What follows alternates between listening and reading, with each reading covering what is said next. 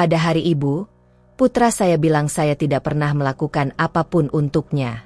Tapi keesokan paginya, namaku Ratna, dan aku tidak pernah menyangka bahwa hari ibu tahun ini akan menjadi hari terburuk dalam hidupku.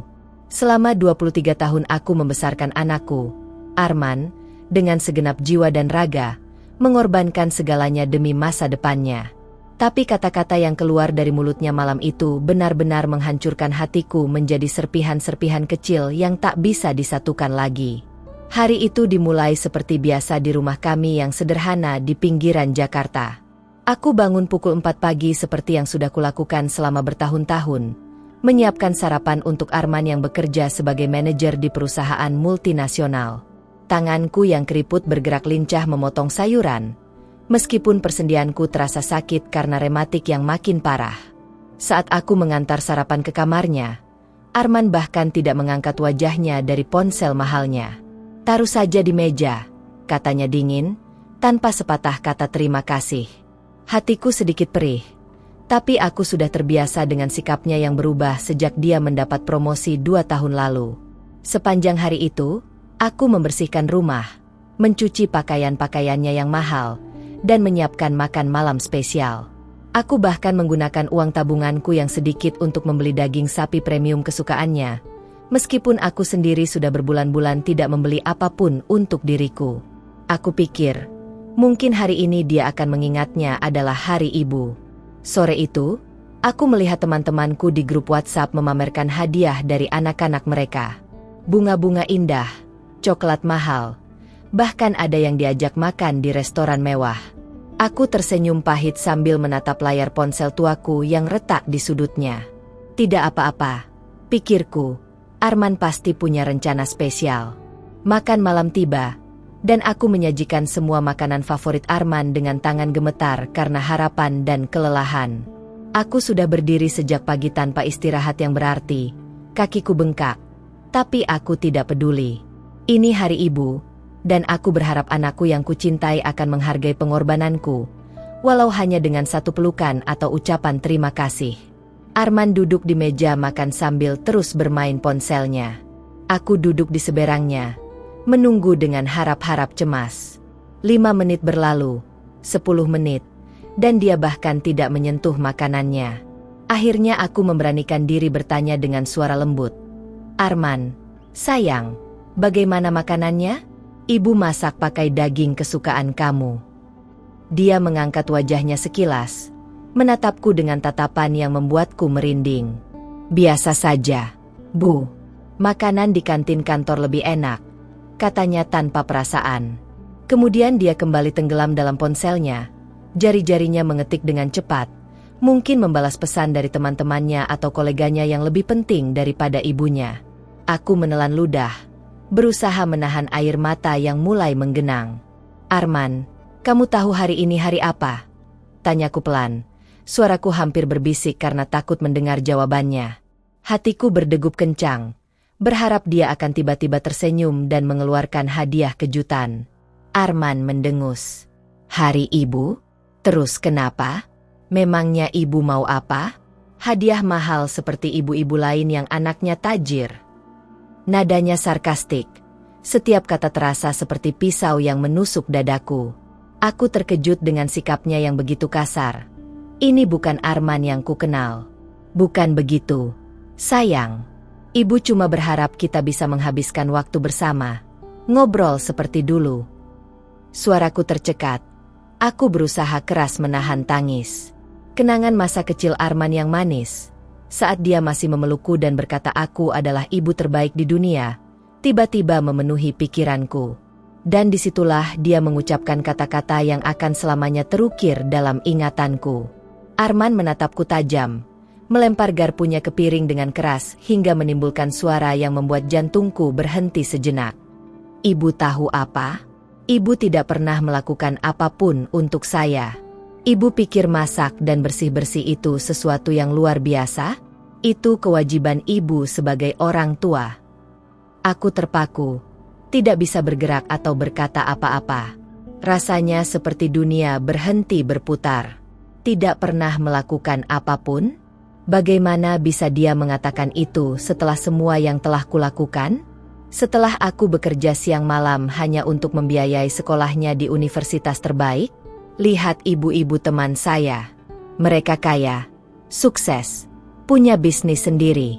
Sementara ibu cuma ibu rumah tangga biasa yang memalukan.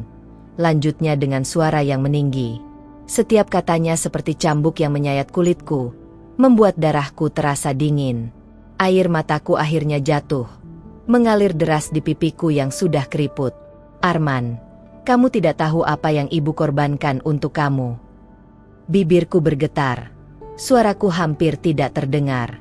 Bagaimana mungkin anakku sendiri, darah dagingku, bisa begitu kejam? Korban apa? Jangan lebay, Bu. Ibu cuma melakukan apa yang seharusnya ibu lakukan. Tidak ada yang istimewa dari itu. Bentaknya sambil berdiri dari kursi. Kursi itu berderit keras di lantai, menambah ketegangan yang sudah mencekik leherku. Ibu Dinda, teman saya, baru saja membelikan mobilnya BMW baru. Ibu Rizky membuka bisnis restoran untuk anaknya. Sementara ibu tidak pernah bisa memberikan apa-apa pada saya selain malu. Arman terus melontarkan kata-kata racunnya. Dan setiap kalimat terasa seperti mengubur diriku hidup-hidup. Aku teringat ketika suamiku, Budi, meninggalkan kami saat Arman baru berusia 3 tahun. Pria itu pergi dengan wanita lain, meninggalkan kami tanpa sepeser pun. Aku yang saat itu hanya lulusan SMA harus bekerja sebagai pembantu rumah tangga, tukang cuci, bahkan penjual makanan keliling hanya untuk memberi makan Arman. Aku ingat bagaimana aku sering melewatkan makan agar Arman bisa makan 3 kali sehari dengan gizi yang cukup. Aku ingat bagaimana aku menjual anting-anting emas satu-satunya pemberian ibuku yang sudah meninggal hanya untuk membayar biaya sekolah Arman yang menunggak. Semua pengorbanan itu. Dan sekarang dia bilang aku tidak pernah melakukan apapun? Tahun depan saya mau menikah dengan Jesselyn. Dia dari keluarga berada, Bu. Dan sejujurnya, saya malu punya ibu seperti ibu. Mungkin lebih baik ibu tidak datang ke pernikahan saya nanti. Kata-katanya kali ini lebih tenang, tapi justru lebih menyakitkan. Dia mengatakannya dengan wajah datar, seolah-olah dia baru saja membicarakan cuaca. Duniaku runtuh total saat itu. Anak yang telah kulahirkan dengan perjuangan keras, yang telah kubesarkan dengan cinta tanpa batas, sekarang malu mengakuiku sebagai ibunya. Aku tidak tahu harus berkata apa. Tangisanku makin keras hingga dadaku sesak. Mulai besok, saya akan mencari apartemen sendiri. Ibu bisa tetap tinggal di rumah ini. Saya akan kirim uang setiap bulan. Tapi tolong, jangan ganggu hidup saya lagi. Arman mengambil kunci mobilnya dan berjalan menuju pintu. Langkah kakinya begitu pasti, tanpa keraguan sedikit pun. Arman, tunggu. Dengarkan ibu dulu, sayang. Aku berlari mengejarnya meskipun kakiku yang bengkak terasa seperti ditusuk-tusuk jarum. Tapi dia sudah membanting pintu dan pergi dengan mobilnya yang mewah. Hasil dari kerja kerasnya yang katanya tidak ada hubungannya dengan pengorbananku. Malam itu aku menangis sampai tidak ada lagi air mata yang bisa keluar. Aku duduk di lantai ruang tamu yang dingin, memeluk foto Arman kecil yang tersenyum manis sambil memelukku. Foto itu diambil saat dia berusia 5 tahun. Masih polos dan penuh cinta. Kemana perginya anak manismu itu? Ratna? Aku tidak bisa tidur sepanjang malam. Pikiranku terus berputar, mempertanyakan di mana aku salah dalam membesarkannya. Apakah karena aku terlalu memanjakan dia? Atau justru karena aku tidak bisa memberikan kehidupan mewah seperti yang dia inginkan? Setiap pertanyaan terasa seperti racun yang perlahan membunuhku dari dalam. Pukul 4 pagi, seperti biasa tubuhku terbangun secara otomatis meskipun aku tidak tidur. Aku bangkit dengan berat. Seluruh tubuhku terasa remuk. Aku berjalan ke dapur dengan langkah gontai, berniat membuat kopi untuk mengusir dingin yang merasuk tulang-tulangku. Di meja dapur, aku melihat dompetku yang tergeletak. Dengan tangan gemetar, aku membukanya dan menatap foto-foto lama di dalamnya. Ada foto ketika aku dan Arman pergi ke pantai dengan uang hasil kerjaku selama 3 bulan. Ada foto saat dia wisuda, Betapa bangganya aku meskipun baju yang kukenakan adalah baju lama yang sudah kusulam sendiri agar terlihat layak. Dan kemudian aku melihat sebuah amplop coklat tua yang kusimpan dengan rapi di bagian dalam dompet. Amplop berisi surat-surat penting yang selama ini tidak pernah kutunjukkan pada Arman. Surat-surat yang menyimpan rahasia besar yang mungkin akan mengubah segalanya. Tanganku bergetar saat menyentuh amplop itu. Apakah sudah waktunya dia mengetahui kebenaran? Apakah sudah saatnya aku membuka semua kartu yang selama ini kusembunyikan demi kebahagiaannya? Pikiranku berkecamuk antara ingin mempertahankan kebohongan yang melindunginya, atau memberitahu dia fakta yang mungkin akan menghancurkannya. Tiba-tiba ponselku berbunyi. Sebuah pesan masuk pukul 4 pagi. Jantungku berdegup kencang saat melihat namanya di layar. Arman. Kenapa dia mengirim pesan di jam seperti ini? Dengan tangan gemetar, aku membuka pesan tersebut. Bu, tolong jemput saya di rumah sakit. Kecelakaan. Jesselyn. Pesannya singkat dan mengkhawatirkan. Tidak ada lagi nada angkuh atau sarkastik. Hanya 2 kalimat pendek yang membuat seluruh duniaku terbalik untuk kedua kalinya dalam kurun waktu kurang dari 24 jam. Tanpa berpikir panjang, aku mengambil tasku dan berlari keluar rumah. Kakiku yang bengkak tidak lagi terasa sakit. Rematikku seakan menghilang. Adrenalin mengalir deras dalam tubuhku. Apapun yang terjadi, dia tetap anakku. Darah dagingku yang telah kusimpan dalam rahimku selama 9 bulan. Aku menaiki ojek online dengan tergesa-gesa, memberitahu alamat rumah sakit yang Arman kirimkan. Perjalanan yang biasanya memakan waktu 30 menit terasa seperti 3 jam. Setiap detik terasa seperti siksaan. Pikiranku dipenuhi skenario-skenario terburuk tentang apa yang mungkin terjadi pada Arman. Setibanya di rumah sakit, aku berlari ke ruang tunggu IGD dengan nafas terengah-engah. Mataku menyapu seluruh ruangan hingga akhirnya menemukan Arman duduk di kursi pojok dengan kepala tertunduk. Pakaiannya kotor dan robek di beberapa bagian. Ada luka lecet di dahinya yang masih berdarah. Arman, teriakku sambil berlari menghampirinya. Saat dia mengangkat wajahnya, aku melihat air mata mengalir di pipinya. Ini pertama kalinya aku melihatnya menangis sejak dia berusia 12 tahun. Pemandangan itu membuat dadaku sesak. Ada sesuatu yang sangat salah. Arman langsung memelukku erat, menangis di bahuku seperti anak kecil. Tubuhnya bergetar hebat dan aku bisa merasakan air matanya membasahi bajuku. Maafkan saya, Bu, maafkan saya. Katanya berulang-ulang di sela-sela isakannya yang keras. Ada apa, sayang? Ceritakan pada ibu. Jesselyn bagaimana? Aku mengusap punggungnya dengan lembut meskipun hatiku masih sakit dengan perkataannya semalam. Tapi itulah ibu. Meskipun anaknya menusukmu dengan pedang, kau tetap akan memeluknya saat dia menangis. Kami bertengkar. Bu. Jesselyn marah karena saya bilang ibu tidak akan datang ke pernikahan kami. Dia bilang saya anak durhaka. Kami bertengkar hebat di mobil dan kecelakaan. Bu. Mobilnya ringsek. Untung kami berdua selamat. Tapi suaranya tercekat. Tapi dokter bilang Jesselyn mengalami gegar otak dan patah tulang rusuk. Dia sedang dioperasi sekarang. Bu, orang tuanya sudah dalam perjalanan ke sini dan saya takut. Bu, saya takut kehilangan dia. Saya takut menghadapi mereka setelah apa yang terjadi. Arman menatapku dengan mata merah dan bengkak. Untuk pertama kalinya dalam 2 tahun terakhir, aku melihat kembali anakku yang dulu, yang rapuh dan membutuhkan ibunya. Aku mengelus rambutnya dengan lembut, meskipun tanganku masih gemetar karena syok. Tidak akan terjadi apa-apa, sayang. Jesselyn pasti baik-baik saja. Ibu akan di sini menemanimu, bisikku sambil mencium keningnya yang terluka. Hatiku masih hancur berkeping-keping, tapi melihatnya dalam kondisi seperti ini membuat semua rasa sakitku tertunda untuk sementara waktu. 1 jam berlalu dengan sangat lambat. Kami duduk dalam diam. Arman masih memegang tanganku erat seolah takut aku akan menghilang. Tiba-tiba pintu ruang tunggu terbuka dengan keras, dan masuklah sepasang suami istri berpakaian mewah.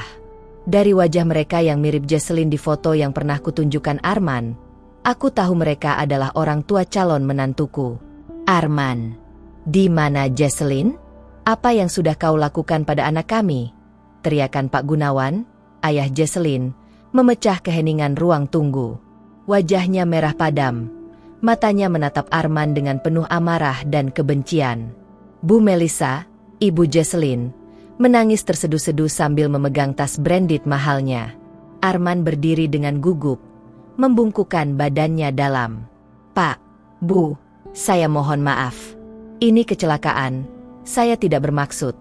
Ucapannya terpotong saat Pak Gunawan mendorong dadanya dengan keras hingga Arman hampir terjatuh.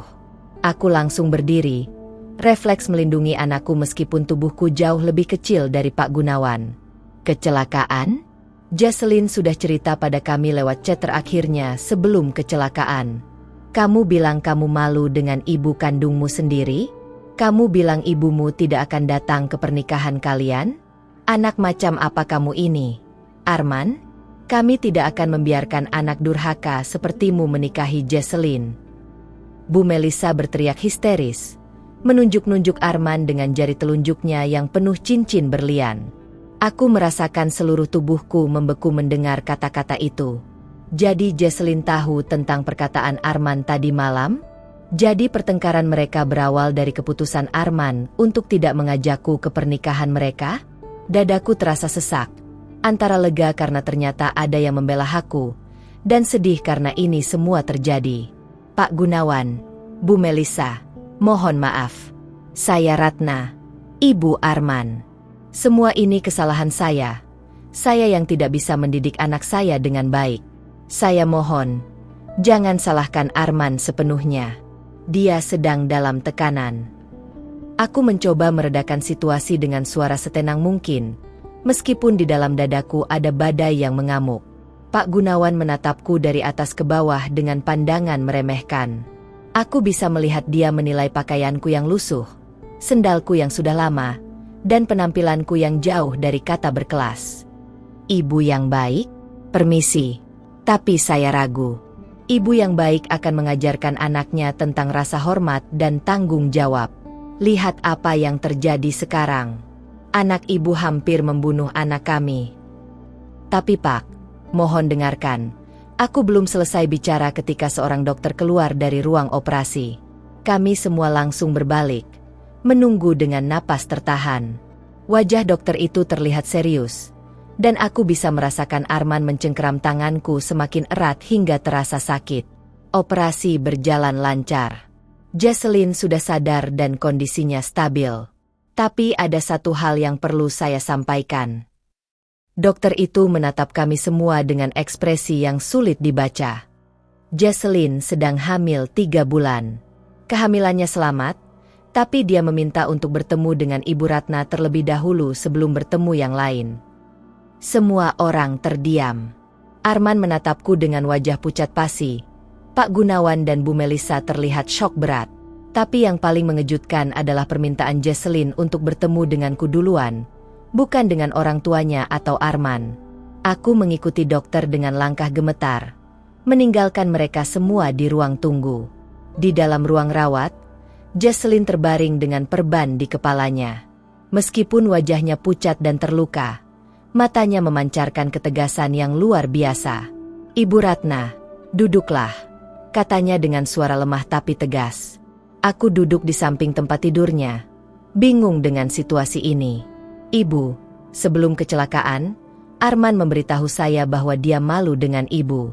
Dia bilang ibu tidak akan diundang ke pernikahan kami. Saat itu, saya langsung membatalkan pertunangan kami. Jesselyn menatapku dengan mata berkaca-kaca. Saya tumbuh dalam keluarga kaya, Ibu. Tapi orang tua saya tidak pernah punya waktu untuk saya. Mereka sibuk dengan bisnis mereka. Jesselyn menggenggam tanganku dengan erat. Sejak kecil, saya dibesarkan oleh pengasuh. Saya tidak pernah merasakan pelukan ibu saya saat saya sakit. Saya tidak pernah merasakan masakan buatan tangan ibu saya.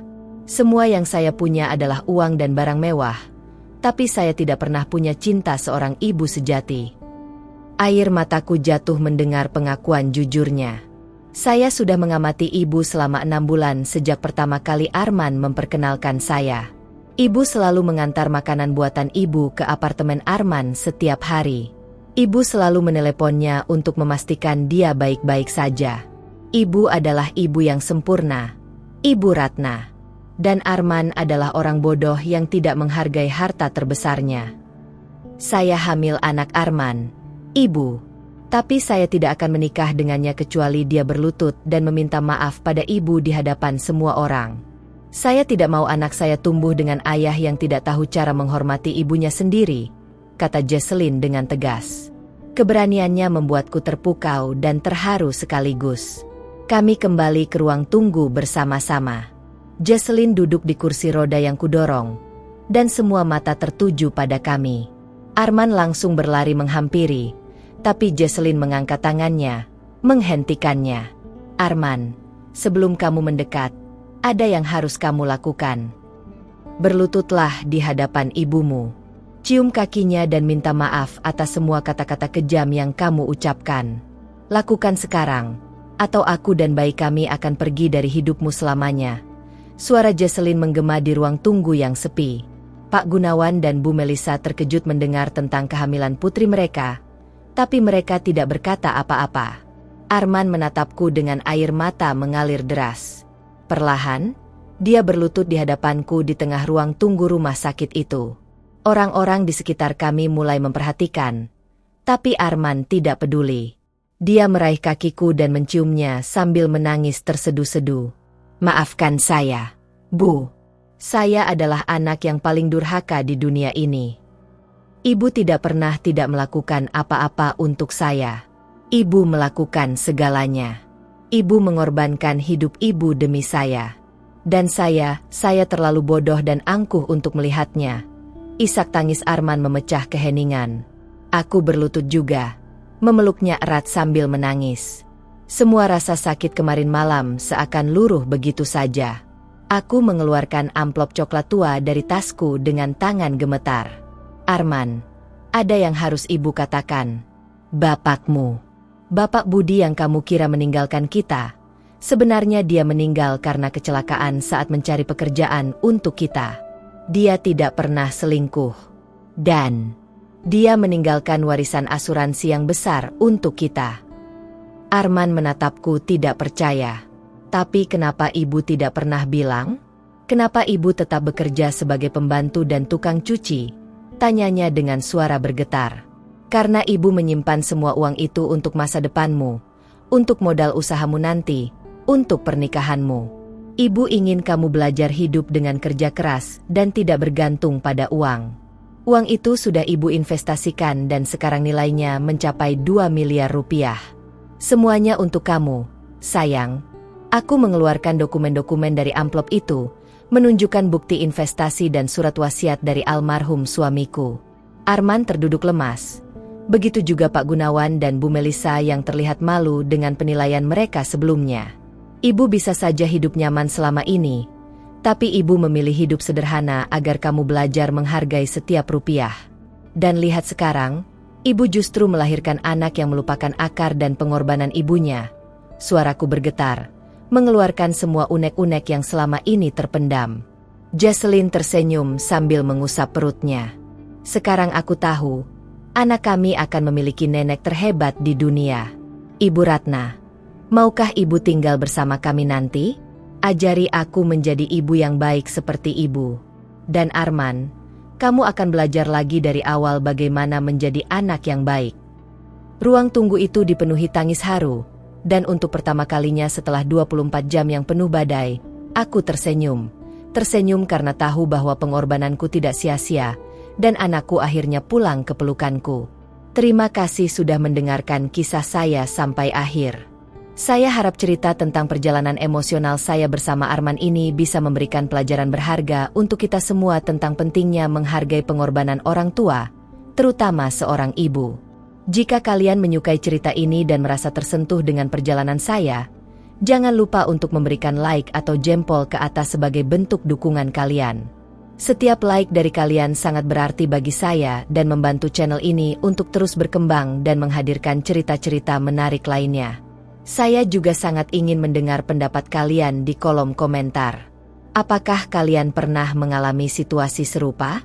Bagaimana menurut kalian tentang sikap Arman? Dan bagaimana perasaan kalian tentang keputusan Jesselyn? Tuliskan semua pemikiran kalian di kolom komentar.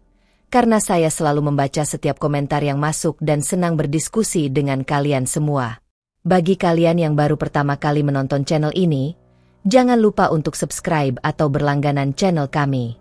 Dengan subscribe, kalian akan selalu mendapatkan notifikasi setiap kali kami mengupload cerita drama keluarga yang baru. Kami upload cerita baru setiap hari dengan tema-tema yang berbeda, dan tentunya tidak kalah menarik dari cerita hari ini. Yang paling penting, jangan lupa untuk mengaktifkan tombol lonceng notifikasi di samping tombol subscribe. Dengan mengaktifkan lonceng notifikasi, kalian akan menjadi orang pertama yang tahu ketika kami mengupload video baru, sehingga kalian tidak akan ketinggalan cerita-cerita menarik kami selanjutnya. Sekali lagi, terima kasih banyak sudah menjadi pendengar setia kami. Dukungan kalian adalah semangat terbesar bagi saya untuk terus berbagi cerita-cerita yang menginspirasi dan menyentuh hati. Sampai jumpa di cerita berikutnya. Dan ingat, hargailah orang tua kalian selagi masih ada waktu. Selamat tinggal dan Tuhan memberkati kalian semua.